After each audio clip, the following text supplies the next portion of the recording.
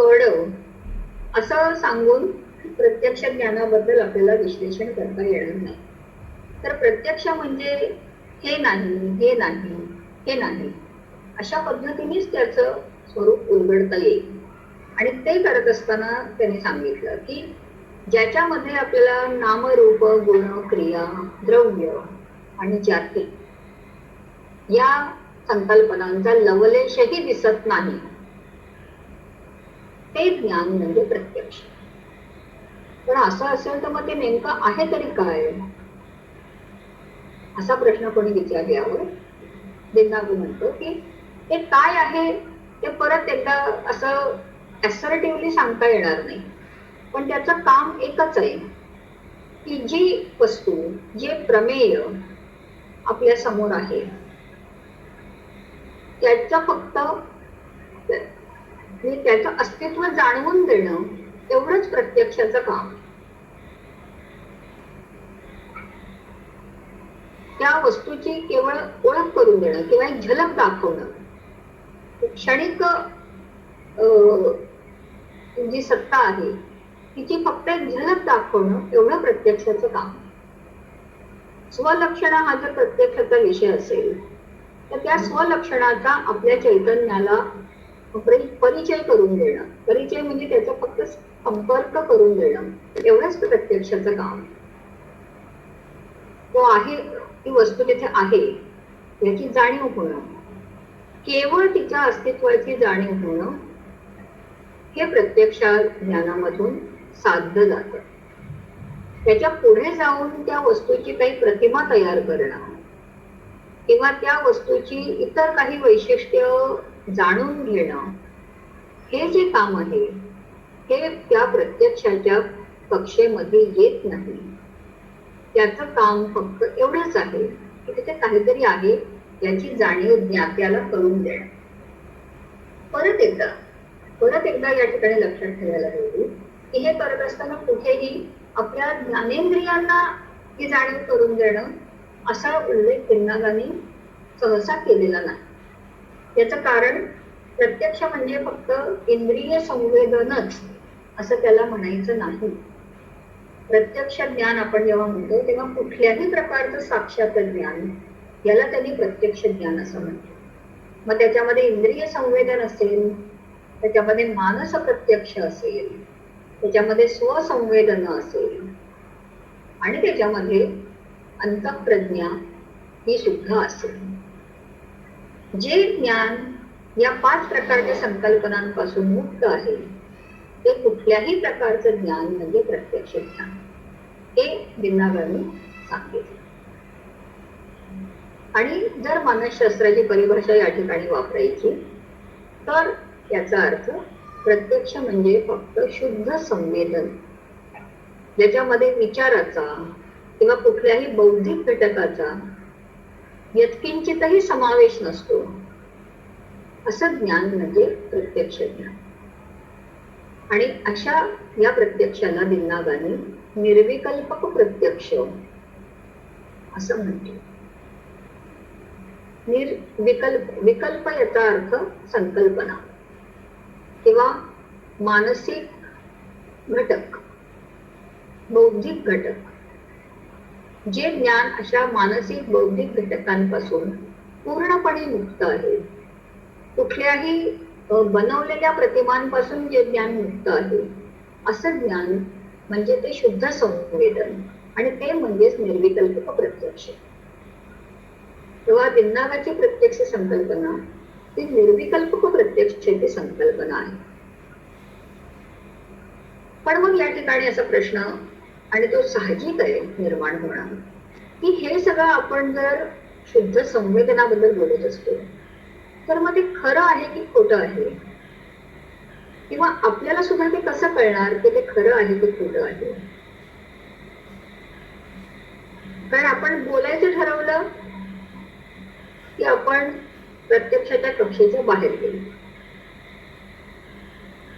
आणि न बोलता, त्याच्याबद्दल काहीच भाष्य न करता, त्याच्याबद्दल कुठलंही विधान न करता जे आहे तेच आहे असं म्हणणं म्हणजे आपल्याला ते त्याच्यातून काही ज्ञानप्राप्ती होईल का? किंवा त्याच्या खरे खोटेपणाचा आपल्याला काही निवाडा करता येईल का?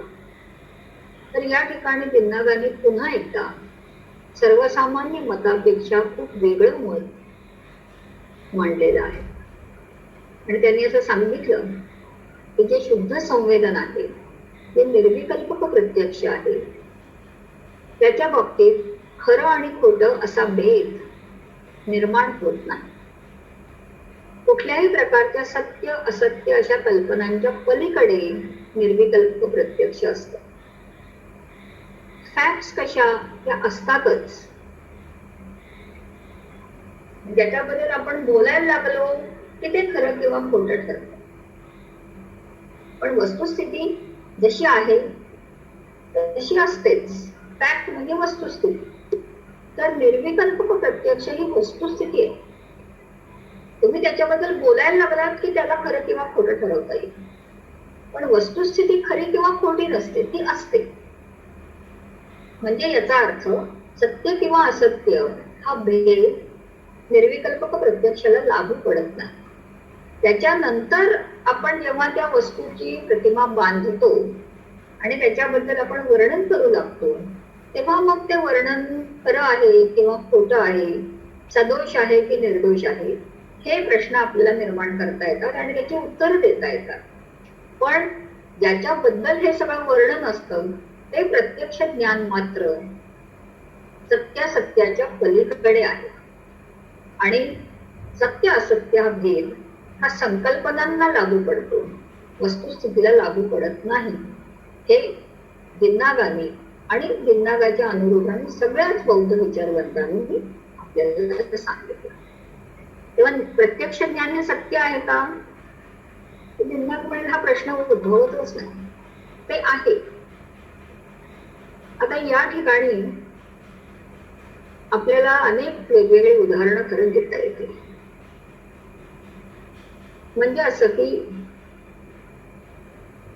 आपण जागी असताना आपल्याला येणारे वेगवेगळे अनुभव, ते डोळ्यांनी येणारे अनुभव असतील किंवा कानांना येणारे आवाज असतील, हे सगळे आपल्याला येतात आणि मग आपण त्याच्याबद्दल म्हणतो की अरे पाऊस पडतोय किंवा कुठलाय म्हणजे अमुक माझ्यासमोर अमुक प्रकार अमुक वस्तू ठेवलेली आहे. आता हे अनुभव आणि याच्या पुढे आपण जे बोलतो ते याचं आपल्याला म्हणजे परीक्षण करता येतं आणि आपल्याला माहिती असते की हो आहे बाहेर पाऊस पडतो किंवा त्या ठिकाणी पुस्तक ठेवलेलं आहे. पण आपल्याला स्वप्न पडतात. सगळ्यांनाच आपल्याला झोपेमध्ये स्वप्न दिसतात. जोपर्यंत आपण स्वप्नामध्ये असतो तोपर्यंत आपल्याला ते सगळं खरं वाटत असतं.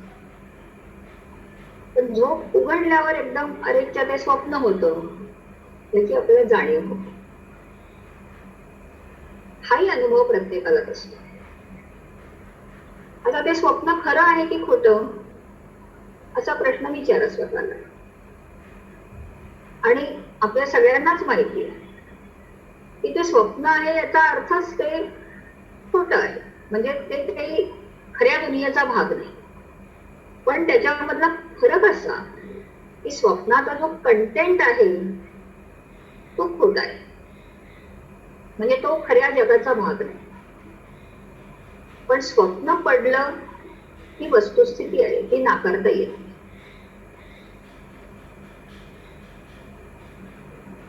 त्याचप्रमाणे आपल्या अपुऱ्या प्रकाशामध्ये आपण जेव्हा रस्त्यावरनं घाईघाईने चालत असतो तेव्हा एकदम आपण दचकून थांबतो आणि आपल्याला वाटतं पुढे साप आहे, कारण आपल्याला पुढे काहीतरी असं लांब काळं रस्त्यावरती पडलेलं दिसतं.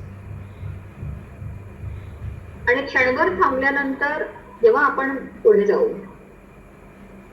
त्याला जायचंच आहे पुढे, तर त्या वस्तूची काही हालचाल होत नाही म्हणून आपण थोडे निर्धास्त होऊन पुढे जातो आणि कळतं की अरे तिथे साप नाहीये, अशी झाडाची फांदी पडलेली. आता मग आपल्याला अनुभव जो आला, आता साप खरा की झाडाची फांदी पडलीये ते खरं, तर खऱ्या खोट्याचाच निकष लावायचा असेल तर कोणी म्हणेल की फांदी आहे तिथे हे खरं, साप मला भ्रम झाला, साप दिसला, आणि भ्रम या शब्दामध्येच आपण ते खोटेपणाचं शिक्कामोर्तब करून टाकतो.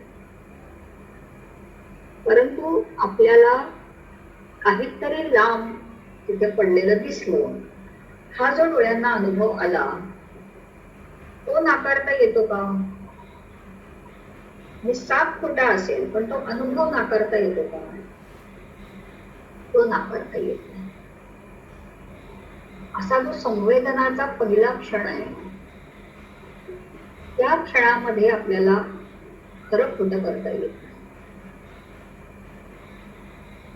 मग खरं खोटं करता कशामध्ये येतं? तर त्याच्याबद्दल आपण जे वर्णन करतो त्याच्यामध्ये. आणि या ठिकाणी दिंदागांनी हा फार महत्वाचा फरक केला की आपल्याला झालेलं प्रत्यक्ष ज्ञान आणि त्या प्रत्यक्ष ज्ञानावर आधारित विधान या दोन गोष्टी वेगवेगळ्या आहेत. प्रत्यक्ष ज्ञान हा आपल्या साक्षात ज्ञानाचा भाग आहे आणि त्याच्या आधारावर केलेलं विधान हे संकल्पनांच्या आधाराने केलेलं कार्य आहे. तेव्हा दोन्हीचे डोमेनच वेगवेगळे आहेत, दोन्हीच्या कॅटेगरी वेगवेगळ्या आहेत. आपल्याला जे प्रत्यक्ष ज्ञान होतं ते स्वलक्षणाचं ज्ञान, पण त्याच्यानंतर आपण त्याच्या आधारावर जे विधान करतो ते सामान्य लक्षणांचं प्रॉडक्ट आहे.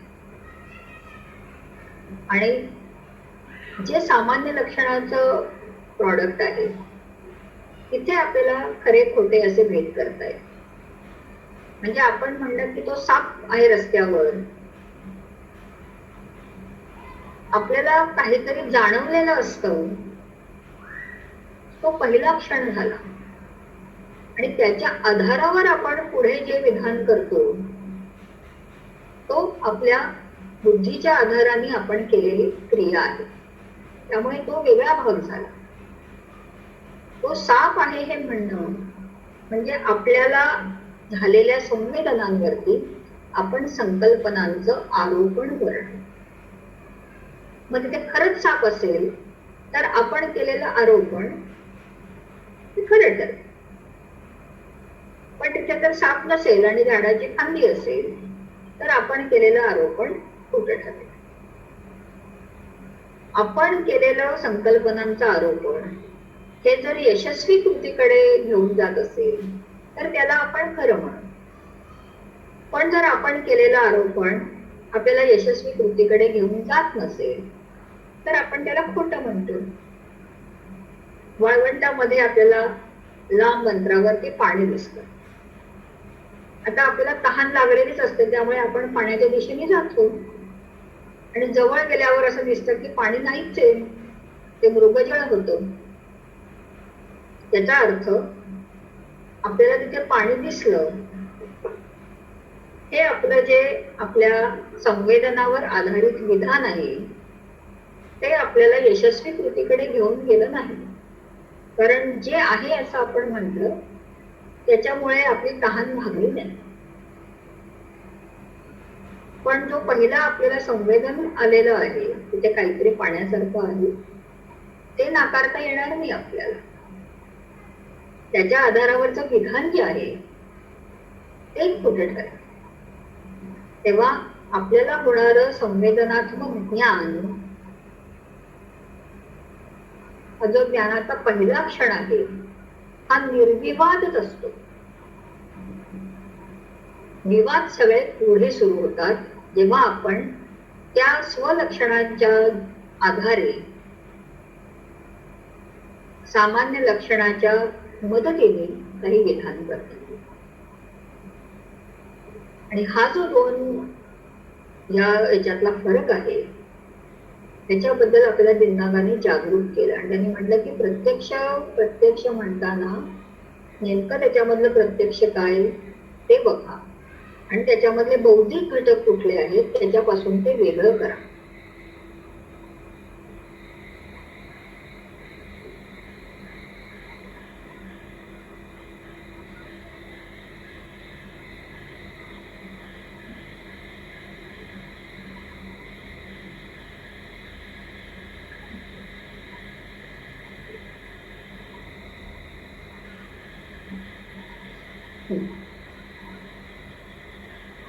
आता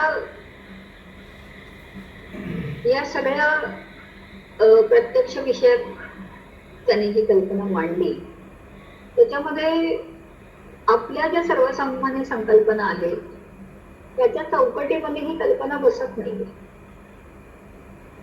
म्हणजे आपल्याला असं वाटतं की आपण जे बोलतो तेही प्रत्यक्ष ज्ञान आहे, पण तेच बरोबर गिरणारांनी आपल्याला दाखवलं की ते नाही, तसं नाही. आणि खरं खोटं या भेदांच्या पलीकडे असणारं जे ज्ञान ते म्हणजे प्रत्यक्ष. आणि ते या भेदांच्या पलीकडे का असतं त्याचं कारण ते संकल्पनांपासूनच मुक्त असतं.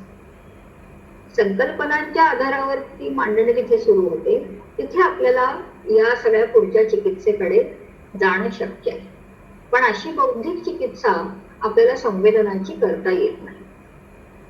निन्नाकाच्या नंतर जो धर्मकीर्ती म्हणून विचारवंत आला त्यांनी या व्याख्येमध्ये भर घातली की प्रत्यक्ष ज्ञान ज्याला आपण म्हणतो त्या ज्ञानाची व्याख्या करताना त्याच्यामध्ये एक शब्द आपल्याला वाढवायला पाहिजे आणि असं म्हणायला पाहिजे की प्रत्यक्ष ज्ञान म्हणजे जे संकल्पनांपासून मुक्त आहे आणि त्याचबरोबर भ्रमापासून मुक्त आहे असं ज्ञान. आता त्यांनी हा भेद का त्या ठिकाणी सांगितला त्याचं कारण त्याच्यामध्ये आपल्याला जे भ्रम होतात ते सुद्धा दोन प्रकारचे असतात. एक म्हणजे इंद्रिय भ्रम आणि दुसरा म्हणजे ज्याला आपण समजुतीतून होणारा गैरसमजुतीतून होणारा भ्रम. म्हणजे सापाच्या ठिकाणी दोरीच्या ठिकाणी साप दिसणं हा गैरसमजुतीतून होणारा भ्रम आहे. म्हणजे आपल्याला वस्तूचं आकलन नीट झालं नाही आणि त्यामुळे आपण एका वस्तूच्या ठिकाणी दुसऱ्या वस्तूची कल्पना केली. हा पूर्णपणे म्हणजे जो तरी इंद्रिय भ्रम म्हणजे इंद्रियांच्या अनुभवातून त्याच्याकडे आपण जात असलो तरी सुद्धा तो बुद्धीमुळे होणारा भ्रम. बुद्धीला त्या वस्तूचं आकलन नीट झालं तेव्हा बुद्धीने योग्य संकल्पनांची निवड केली नाही. पण काही भ्रम असे असतात की ते बुद्धीशी संबंधित नसतात. ते केवळ आणि केवळ इंद्रिय भ्रमच असतात. लहानपणी आपण हे खेळ सगळेच जण खेळलेलो असतो की आपल्या डोळ्यांवरती जर आपण थोडासा दाब दिला तर आपल्याला प्रत्येक वस्तू डबल दिसते. म्हणजे आकाशात एकच चंद्र असतो पण आपण डोळ्यांवरती दाब दिला की आपल्याला दोन चंद्र दिसतात. किंवा भौतिकशास्त्राच्या प्रयोगशाळेमध्ये आपण हा प्रयोग पाहिलेला असतो की सरळ असणारी काठी पाण्याच्या टबात बुडवली की ती वाकडी दिसते. आता आपल्याला माहिती आहे की चंद्र एकच आहे किंवा काठी सरळ आहे तरी सुद्धा आपली इंद्रिय आपल्याला फसवतात. या ठिकाणी बुद्धी फसवत नाही किंवा बुद्धी कुठल्याही चुकीच्या संकल्पनांची निवड करत नाही, तर ती इंद्रियच आपल्याला फसवतात. आणि या अशा प्रकारच्या भ्रमांपासून प्रत्यक्ष ज्ञान मुक्त आहे असं म्हणायला हवं असं धर्मकीर्तीने त्यामध्ये सुचवलं. परंतु दिन्नागाच्या मते हा असा फरक करून चालणार नाही. कारण जाणीवेचा पहिला क्षण जो आहे तो कुठल्याही ह्याच्यामध्ये निर्विवादच आहे. आपण जेव्हा म्हणतो की दोन चंद्र दिसतात त्यावेळेला आपण संकल्पनांचाच आधार घेतो. किंवा पाण्यात बुडवलेली काठी वाकडी दिसते ते सुद्धा आपण संकल्पनांच्याच आधारे बोलतो आहोत. आणि त्यामुळे ढाई भ्रमांना वेगळं करून आपल्याला काही फारसं पदरात पडणार नाही. उलट आपण त्या प्रत्यक्षाच्या कक्षेमध्ये सत्य किंवा असत्य हे या संकल्पना आणून आपण त्या प्रत्यक्षाचा दर्जा कमी करतो असं दिन्नागाचं म्हणणं. दिन्नागाच्या मतानुसार प्रत्यक्ष ज्ञान हे असं ज्ञान आहे ज्यामध्ये आपल्याला परमार्थ सत्याचं साक्षात दर्शन होतं. आणि हे साक्षात दर्शन हे कायमच कुठल्याही विवादाच्या पलीकडेच असायलाच हवं, कारण तो आपल्या सगळ्या इतर ज्ञानाचा पाया आहे. बाह्य जगाचा लौकिक ज्ञान किंवा इतर कुठलंही ज्ञान अगदी प्रत्यक्ष ज्ञानावर आधारित विधानांचं ज्ञान हे सुद्धा आपल्या त्या संवेदनावरती अवलंबून असतं. आणि एक प्रकारचा हा ज्ञानशास्त्रीय अधिष्ठानवाद हा दिरनागाने त्याच्या प्रत्यक्ष सिद्धांतातून म्हटला. बौद्धांची परिभाषा वापरायची तर असं म्हणावं लागेल की या प्रकारच्या प्रत्यक्षातून आपल्याला स्वलक्षणाचं म्हणजे परमार्थ सत्याचं ज्ञान होतं आणि त्याच्या आधारावर आपण लोकसंवृत्ती सत्याचं ज्ञान हे सामान्य लक्षणांच्या आधाराने करून घेतो. म्हणजे स्वलक्षणांचं होणारं साक्षात ज्ञान हे आपल्या इतर सर्व ज्ञानाचा पाया आहे. त्यामुळे त्या ठिकाणी कुठल्याही शंकेला, कुठल्याही प्रकारच्या संदेहाला आणि कुठल्याही प्रकारच्या खरं खोटं अशा धर्माला वाव असता कामा नाही. ही दिरनागाची भूमिका आहे आणि ती त्यांनी परमार्थ सत्याच्या दृष्टिकोनातून मांडली. धर्मकीर्तीने त्याच्या व्याख्येमध्ये किंवा त्यांनी जी सुधारणा सुचवली त्या सुधारणेच्या पाठीमागे लोकसंवृत्ती सत्याला त्यांनी जास्त प्राधान्य देऊन ती कल्पना मांडल्याची दिसते. त्यांनी त्या क्षेत्राचा जास्त विचार केला आणि म्हटलं की त्या पातळीवर या दोन भ्रमांमध्ये जो फरक आहे त्या भ्रमांचा विचार करता प्रत्यक्षाची व्याख्या आपल्याला अशा प्रकारे बदलायला हवी. अर्थात हा दृष्टिकोनांमधला फरक आहे. त्या दोघांच्याही मतानुसार ज्याला आपण प्रत्यक्ष ज्ञान म्हणतो ते पूर्णपणे ज्या 5 संकल्पना आपण पाहिल्या त्या 5 संकल्पनांपेक्षा 5 संकल्पनांपासून जे मुक्त असते ते ज्ञान म्हणजे प्रत्यक्ष. आणि सर्वसामान्यतः ज्याला आपण प्रत्यक्ष म्हणतो ते या संवेदनाधारित ज्ञानावरती आपण केलेले संकल्पनांचे आरोप आणि त्याच्यातून उत्पन्न होणारं विधान ही आपली कल्पना आहे. तेव्हा याला कॉमन सेन्स रिअलिझम असं म्हटलं जातं. त्या कॉमन सेन्स रिअलिझम पेक्षा खूप वेगळी अशी प्रत्यक्ष ज्ञानाची कल्पना त्या बौद्ध दार्शनिकांनी आपल्या समोर ठेवली. पण ती जरी कॉमन सेन्स रिअलिझम पेक्षा वेगळी असते, सर्वसामान्य लोकांच्या मतापेक्षा ती कल्पना जरी वेगळी असली तरी ती अतिशय तर्कशुद्ध आहे आणि एकूणच ज्ञानशास्त्रीय परिप्रेक्ष्यामध्ये आपल्याला खूप वेगळ्या प्रश्नांची आणि वेगळ्या संकल्पनांची जाणीव करून देणारी अशी ती संकल्पना आहे. तेव्हा प्रत्यक्षाची चर्चा आपण या ठिकाणी इकडे थांबूयात. मागच्या तासाला आपण या सगळ्या मुद्द्यांचा अभ्यास केलाच होता, पण आज आता ते सगळं झालं असेल.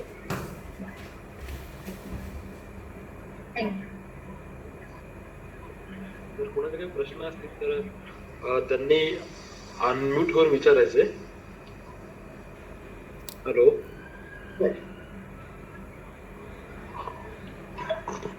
जर कोणाचे काही प्रश्न असतील तर अनम्यूट करून विचारायचे त्यांनी.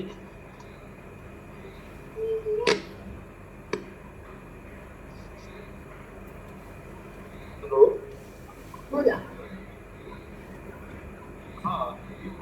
Thank you madam. परत काय सेम सेशन रिपीट केल्यामुळं, कारण का लास्ट टाइम नेटवर्क इश्यू मुळे बऱ्याच लोकांना करता नव्हते आणि अनफॉर्च्युनेटली आज देखील लाईव्ह नाही करता आलं मला, कारण मी तेच ट्राय करतो 40 मिनिटं.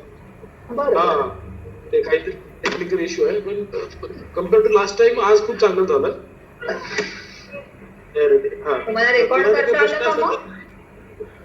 नाही मॅडम, माझ्याकडे नाही करता आलं रेकॉर्ड मला. मी व्हॉइस रेकॉर्ड केलेलं आहे मॅडम. बरं, ठीक आहे. तर कोणाचे काही प्रश्न असतील तर अनम्यूट करून विचारायचे. मॅडम, खूप चांगल्या पद्धतीनं तुम्ही सांगितलं. म्हणजे एखादी गोष्ट सत्य असत्य यापेक्षा ती प्रत्यक्ष अनुभवाला येते की नाही या गोष्टी महत्वाच्या आहेत असं यामधून दिसतं. बरोबर. म्हणजे आपण त्याला सत्य म्हणू किंवा असत्य म्हणू ही गोष्ट नंतरची, पण त्याचा अनुभव आपल्याला असणं म्हणजे हे प्रत्यक्ष आहे असं. बरोबर. बरोबर. सत्य असत्य हे सगळे पुढचे भेद आहेत आणि ते बौद्धिक आहेत, संवेदनांच्या पातळीवरचे नाहीत. हे लक्षात ठेवायला पाहिजे. आणि प्रत्यक्ष अनुभव तुम्ही जो म्हटला ना, म्हणजे सुरुवातीचा जो क्षण आहे तोच प्रत्यक्ष, आणि मग इतर गोष्टी ज्या आहेत म्हणजे आपल्या पूर्वकल्पना असतील किंवा संकल्पना असतील त्यांना आपण वेगळं नाही करू शकत, म्हणजे असं वाटतं. बरोबर. म्हणजे त्या प्रत्यक्षासोबत त्याही अटॅच आहेतच. जरी किती जरी आपण म्हटलं की प्रत्यक्ष प्युअर सेपरेट काढायचं, तर तसं होईल का? नाही होणार, लौकिक दृष्ट्या होणार नाही. आणि म्हणून आपण कायम त्या सामान्य लक्षणांच्या पातळीवर वावरत असतो ना. पण ते त्यांनी आपल्याला दाखवून दिलं की ती पातळी काय आहे आणि त्या पातळीला आधार असणारी स्वलक्षणाची पातळी काय आहे याचं आपल्याला नेमकं म्हणजे त्यातला फरक आपल्याला जाणवून घ्यायला पाहिजे. जे आपल्याला नागार्जुनांनी सांगितलं वारंवार की प्रमाण, प्रमेय आणि प्रमाणांची चिकित्सा करताना तुमच्या व्याख्या किंवा तुमच्या संकल्पना या स्पष्ट पाहिजेत. त्याच्यावरती दिनागाचं हे सगळं अवलंबून आहे. की प्रत्यक्ष म्हटल्यानंतर जर तुम्ही म्हणताय की ते साक्षात ज्ञान आहे, तर साक्षात ज्ञानामध्ये तुम्हाला संकल्पनांची गरज काय पडते? त्याच्यासाठी आपल्याला बोलायलाच पाहिजे का किंवा वर्णनच करायला पाहिजे का? वर्णन करणं, बोलणं हे सगळं आपलं व्यावहारिक गरज आहे. ती त्या ज्ञानाची त्या ज्ञानाचं स्वरूप नाही. पण मग आपण ती अशी सरमिसळ करतो आणि मग आपण जे आहे त्यालाच प्रत्यक्ष धरून चालत राहतो. एकदा आपल्याला कळलं की हे साक्षात ज्ञानासाठी गरजेचं नाही, मग आपल्या साक्षात ज्ञानाची कल्पना एकदम बदलते. आणि जरी ते आपल्याला कळायला कठीण जात असलं किंवा असं आपल्याला तुम्ही म्हणाला तसं असं वाटत असलं की असं आपल्याला ते दोन वेगवेगळं करता येईल का, ते आपण चुकीने ते एकत्र केलेलं आहे. प्रत्यक्षामध्ये ते वेगवेगळंच आहे. त्या प्रत्यक्ष ते वेगवेगळे असण्यापर्यंत आपल्याला घेऊन जाण्याचं काम, आपल्याला बोटाला धरून घेऊन जाण्याचं काम जिंदाग आणि धर्मकीर्ती करतायत. मॅडम, बुद्धांच्या काळामध्ये बाह्य नावाच्या एका व्यक्तीचा जो प्रसंग येतोय, बाह्य नावाचा जो एक संन्यासी असतो, तो तुम्हाला तो माहित आहे ना प्रसंग? सांगा तुम्ही, म्हणजे सगळ्यांनाच कळेल. हा, म्हणजे तो बरीच वर्ष साधना करत असतो आणि त्याला असं वाटत असतं की मी अरहंत झालेलो आहे. पण लोक म्हणतात तू अरहंत नाहीस, पण श्रावस्तीला सिद्धार्थ गौतम जे आहेत ते अरहंत आहेत, बुद्ध आहेत, तू त्यांना जाऊन भेट. तर याला असं वाटतं की इतक्या वर्षाची साधना माझी वाया गेली. आणि वयस्कर असतो, वय खूप झालेला असतो. तो म्हणतो आता मृत्यू कधी येईल, आणि त्या योगानं तो धावपळ करत जातो. श्रावस्तीला जातो तेव्हा बुद्ध पिंडपाताला गेलेले असतात. मग भिक्खू म्हणतात तुम्ही थांबा, पिंडपाताला आल्यावरती ते भेटतील. तर म्हणतोय मला वेळ नाही कसा, आणि वाटेतच बुद्धांना गाठतो. मग बुद्ध म्हणतात की पिंडपाताची वेळ आहे, नंतर आपण बोलू. तर नाही म्हणतो आताच बोला, मला वेळ नाहीये. आणि 3 वेळा विनंती करतोय. मग 3ऱ्या वेळेला बुद्ध नेहमीप्रमाणे मग त्याला म्हणतात की थोडक्यात ऐक. मग त्याला हे सांगतात की तू ऐकताना फक्त ऐक, पाहताना फक्त पहा, चव घेताना फक्त चव घे. अशा प्रकारे जे 5 इंद्रियांचं आहे ना, ते हेच वर्डिंग सांगतात. आणि मला आता तुम्ही जे सांगत आहे मगापासून ते ऐकताना हा प्रसंग आठवतोय. आणि तो आहे ना, थोड्या वेळानंतर बुद्ध हे सांगून इतकंच सांगून ते पुढे जातात. म्हणजे इंद्रियांचा अनुभव म्हणजे पाहणं, ऐकणं वगैरे जे आहे, चव घेणं, स्पर्श करणं, इतकं सांगून जातात. पुढं जर गेल्यानंतर परत जेव्हा आलेले असतात तेव्हा एका जनावराने त्याला धडक मारलेली असते आणि त्याचा मृत्यू झालेला असतो. मग भिक्खू विचारतात की त्याचं बाह्याचं काय झालं. तर बुद्ध म्हणतात की तो तुमचा बंधू होता, तो मुक्त झाला. आणि हे तुम्ही जे सांगताय ना, मग इतकी साधी गोष्ट त्याला सांगितली, म्हणजे ती खूप अवघड आहे. म्हणजे लोक इतके वर्ष साधना करतात, ध्यान साधना किंवा अभ्यास करतात, ते यासाठी करतात. तुम्ही जे सांगत आहेत आता बरोबर. म्हणजे त्याच्यावरती पुन्हा कंडिशनिंग होऊ नये किंवा पूर्वीचं हा. कंडिशनिंग जे आहे ते ब्रेक झालं पाहिजे, जसं आहे तसं. छान. ही गोष्ट म्हणजे मला असं वाटतं की ती एका वेगळ्या संदर्भातली गोष्ट आहे, पण या आजच्या प्रत्येक सिद्धांताशी ती इतकी अनुरूप आहे. हा. कारण डोळ्यांना जेवढं दिसतं तेवढ्याच डोळ्यांनी बघायचं. हम्म.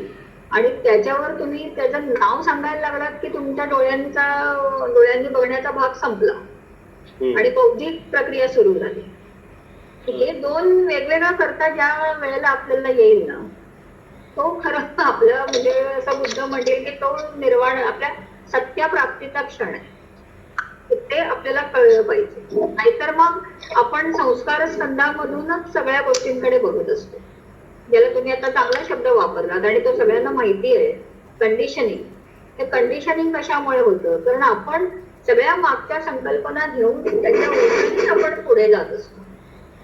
आणि ह्याच्यातून जेव्हा आपण मुक्त होतो तेव्हा आपण जसं डोळ्यांनी फक्त बघतो आणि कानांनी फक्त ऐकतो आणि नाकाने फक्त वास घेतो, तेच प्रत्यक्ष आहे.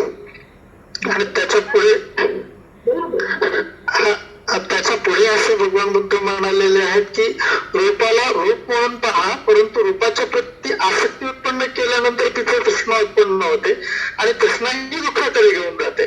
त्यामुळे रूप हे फक्त रूप म्हणून ग्रहण केलं पाहिजे, शब्द हे फक्त शब्द म्हणून ग्रहण केले पाहिजे आणि तेही अनित्य म्हणून ग्रहण केले पाहिजे. जर ते मी माझा आहे असं जर ग्रहण करू लागलो की तिथे तृष्णा उत्पन्न होते आणि ते दुःखाकडे घेऊन जातो. त्यामुळे प्रतिक्रिया थांबवण्यासाठी त्याला ऍज इट इज, जसं आहे तसं ग्रहण करणे हे सांगितलेलं आहे. त्यामुळे तुम्ही जे सांगितलं ते त्याला रिलेट होतं. बरोबर. आणि म्हणूनच तो म्हणतो स्वलक्षण, जे आहे तेवढंच, त्याला सगळ्यांच्या बरोबर मिक्स करू नका. स्वलक्षणाला स्वलक्षण म्हणूनच ग्रहण करा. तेच प्रत्यक्ष तेच ग्रहण करत असतं. पण आपल्याला ते एवढं सूक्ष्म जाणवेपर्यंत बराच काळ निघून जातो. आपण सगळे त्या बाह्यापेक्षा काही फार वेगळे नाही आहोत ना. म्हणजे आपल्याला असं वाटतं की आपल्याला खूप समजतंय किंवा आपल्याला आता कळलं, पण हे सगळे भ्रम असतात. सगळ्यात मोठा भ्रम हाच आहे की मला समजलंय, मला कळालंय, हा सगळ्यात मोठा भ्रम आहे. पण एक आहे, आणि मी म्हणून तो ग्रहण करणे हे सगळ्यात मोठा भ्रम आहे. हा मी आहे पण बरोबर आहे, हे ग्रहण करणे खूप मोठा. पण त्याच्यामध्ये एक आपल्याला सवलत आहे, म्हणजे सोय अशी आहे की हे जे आपले सगळे भ्रम आहेत ते खरे आहेत की खोटे आहेत हे ठरवण्याचे मार्ग आपल्याकडे आहे. आणि ते वापरण्याची फक्त आपल्याला हिंमत आहे का, ते वापरण्याचं धाडस आपल्याकडे आहे का, हे लौकिक प्रश्न आहेत. कदाचित आपल्याला कधी ती परिस्थितीच येत नाही ना आपल्यावर ते चेक करून बघण्याची, वारंवार आपली सेल्फ एक्झामिनेशन करण्याची आपल्यावर वेळ येत नाही. पण वेळ येत नाही म्हणून आपण ते करायचं नाही, हा आणखीन एक आपण भ्रमाला आपण कंटिन्यू करत जातो आणि तो आणखीन म्हणजे किती त्या चक्रामध्ये आपण सतत अडकतो. जन्ममृत्यूचं चक्र तर जाऊ दे, म्हणजे त्याला तर काही आपल्याकडे तसं म्हणजे आपल्याला ते सिद्ध करण्याचा असा आपल्याकडे पुरावा नाही, कारण आपण मेल्यानंतर आपल्यासाठी जग संपतं. पण जगाविषयीचे, स्वतःविषयीचे, आपल्या ज्ञानाविषयीचे भ्रम आहेत ते कुठे ना कुठे आपण तपासून पाहायला पाहिजेत. त्याच्यातून जे आपल्याला जे अनेक विपरीत अनुभव येत असतात आणि तरी आपण ते रेटत नेत असतो पुढे की नाही हे माझंच बरोबर आहे, ते तपासून बघण्याची वेळ म्हणजे ही सवय स्वतःला लावायला पाहिजे की हे मी करते आहे ते बरोबर आहे का, हे माझ्या डोक्यात आलंय हे बरोबर आहे किंवा माझी ही मतं तुला बरोबर आहेत का. तिथे आपल्याला व्हेरिफिकेशनला स्कोप आहे, पण कदाचित आपण अहंकारामुळे त्या व्हेरिफिकेशनकडे जात नाही. सगळा अडसर तिथेच आहे ना, अविद्या आणि तृष्णा. ज्ञानाच्या बाबतीत सुद्धा तेच आहे, अविद्या आणि तृष्णा. ही मूळ जी विचारधारा आहे ती पुढच्या दार्शनिकांनी सुद्धा सोडलेली नाहीये. हे फार त्याच्यामधला गमतीचा भाग आहे.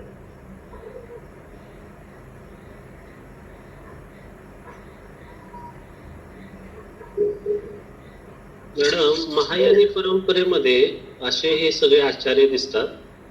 असे त्या काळामध्ये थेरवादी परंपरेत कोण दिसत नाहीत का? दिग्नाथ आता- दत्त यांच्यासारखे. खरं सांगायचं तर दिग्नाथ हा हायब्रिड आहे ना, हं. म्हणजे त्याचा जो ज्ञानसिद्धांत आहे हा